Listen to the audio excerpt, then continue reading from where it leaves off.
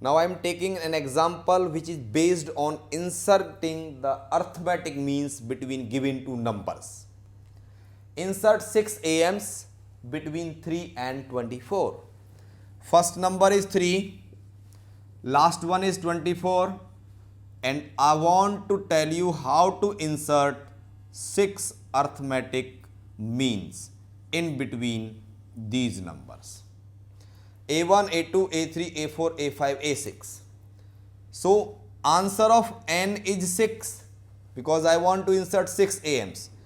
Answer of A is 3 and answer of B is 24.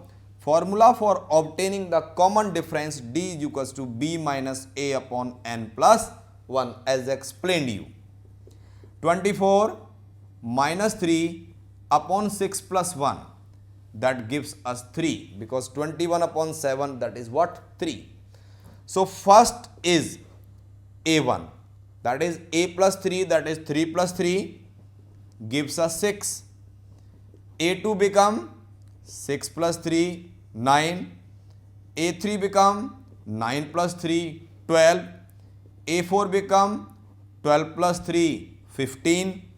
A5 become 15 plus 3, that is 18. And A6 last arithmetic mean become 18 plus 3, that is 21.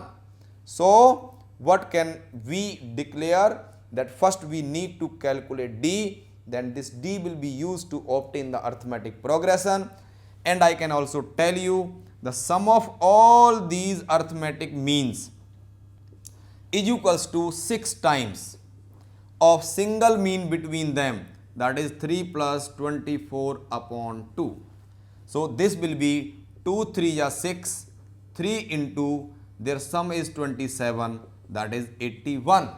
So remember, sum of all n arithmetic means here are 6. Their sum is 6 times of average of first and last. If you will add, you will verify the sum of these numbers is also what? 81.